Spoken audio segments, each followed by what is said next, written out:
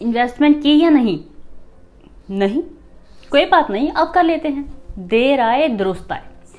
लेकिन सेविंग्स या इन्वेस्टमेंट शुरू करने से पहले आपको पता होना चाहिए कि पैसे कहाँ इन्वेस्ट कर सकते हैं, कौन सा प्लेटफॉर्म बेस्ट है। क्योंकि आजकल पैसे कमाने आसान नहीं है कि जहां मर्जी बिना सोचे लगा दिए।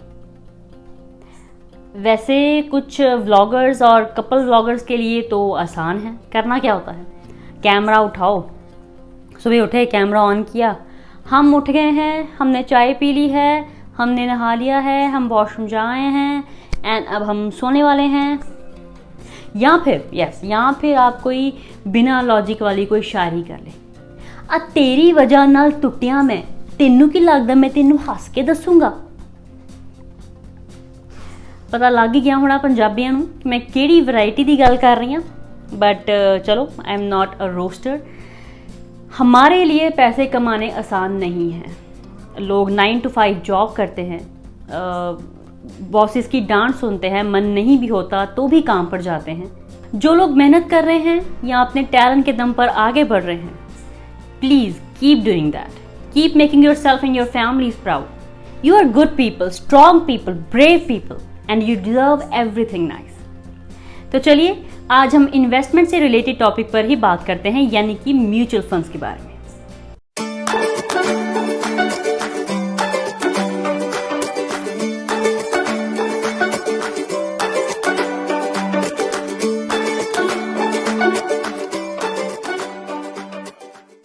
हाय guys, I am Nehapreet Kaur and welcome back to my wisdom diary.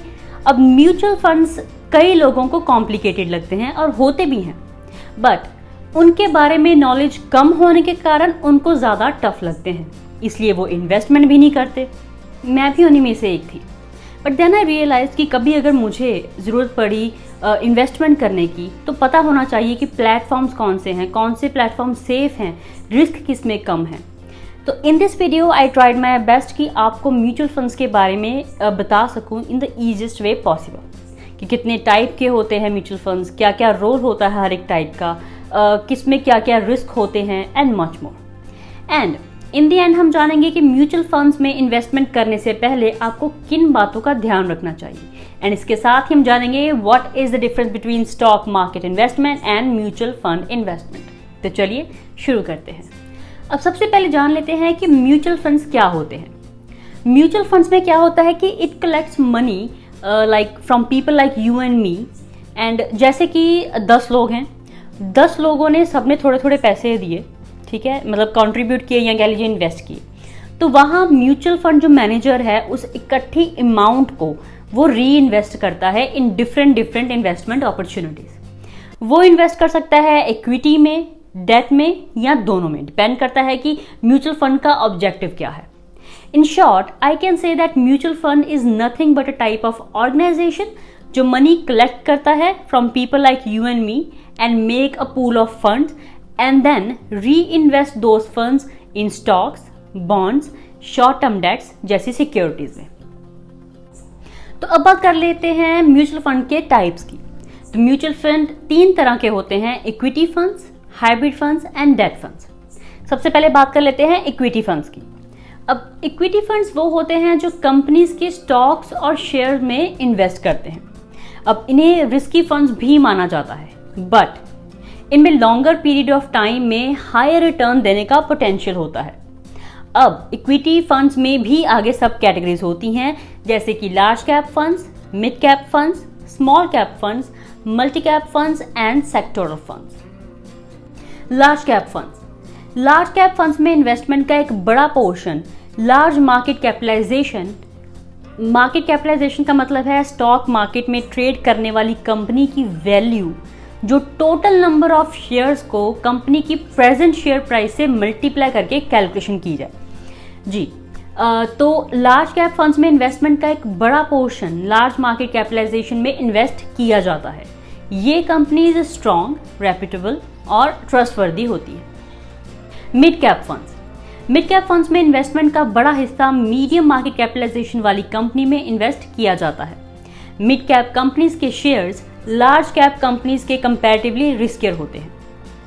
Small small cap funds में वही large portion small market capitalisation वाली कंपनीज में इन्वेस्ट किया जाता है और स्मॉल कैप कंपनीज के स्टॉक्स हाईली रिस्की होते हैं और वॉलेटाइल होते हैं। Multi cap funds equity fund या डाइवर्सिफाइड इक्विटी फंड साइज और सेक्टर की परवाह किए बिना स्टॉक मार्केट में कंपनीज के स्टॉक्स में इन्वेस्ट करता है। ये वेरियस सेक्टर्स में जो कंपनीज फैली हुई हैं और मार्केट कैपिटलाइजेशन में इन्वेस्ट करके डाइवर्सिफिकेशन के बेनिफिट्स देता है। सेक्टोरल फंड्स उन कंपनीज के स्टॉक में इन्वेस्ट करते हैं जो किसी पर्टिकुलर इंडस्ट्री या इकोनॉमी के सेक्टर में काम करती हैं, जैसे कि बैंकिंग, इंफ्रा, फार्मा एक्सेट्रा। अब ये फंड्स वेल डाइवर्सिफाइड फंड्स के कंपैरेटिवली रिस्कियर होते हैं। ये एक पर्टिकुलर सेक्टर में होल्डिंग के कारण वॉलेटाइल होते हैं। तो ये थी इक्विटी फंड्स की सब कैटेगरीज। तो अब आगे बढ़ते हैं म्यूचुअल फंड की दूसरी टाइप की ओर, हाइब्रिड फंड्स इन्वेस्टमेंट इंस्ट्रूमेंट है जहां एक asset management company debt and equity दोनों में इन्वेस्ट करती है। ये डाइवर्सिफाइड फंड्स होते हैं। डेट में जो इन्वेस्टमेंट का पोर्शन जितना ज़्यादा होगा उतना ही सेफ होगा। लास्ट है डेट फंड्स वो होते हैं जो डेट इंस्ट्रूमेंट्स में इन्वेस्ट करते हैं, जैसे कि बॉन्ड्स लाइक गवर्नमेंट बॉन्ड्स और corporate bonds and mortgages. Equity funds के कंपैरेटिवली ये ज़्यादा सेफ एंड स्टेबल माने जाते हैं। अब मैच्योरिटी पीरियड के बेसिस पर डेट फंड्स को कुछ टाइप्स में क्लासिफाइड किया जाता है। अब बात कर लेते हैं कि किसी भी फंड में इन्वेस्टमेंट करने से पहले आपको किन चीज़ों का ध्यान रखना चाहिए। तो सबसे पहले तो check the entry load and exit load. अब एंट्री लोड तो जनरली जीरो ही होता है, लेकिन most in the majority of cases exit load भी जीरो होता है। लेकिन कुछ फंड्स ऐसे हो सकते हैं जहां पे ये मेंशन किया गया हो कि इफ़ विद इन 7 डेज आप वो स्कीम को एग्जिट करते हैं तो आपको कुछ चार्जेस पे करने पड़ सकते हैं। तो प्लीज़ ये चीज़ ज़रूर चेक करें। Second, lock in period check करें। लॉक इन पीरियड वैसे होता नहीं है, बट ये बेसिक प्रिकॉशन है जो फंड्स में इन्वेस्टमेंट करने से पहले आपको देख लेनी चाहिए। Third and most important, risk to reward. अब अगर मैं कहूँ कि XYZ फंड में रिस्क बिल्कुल नहीं है तो ये सच नहीं है।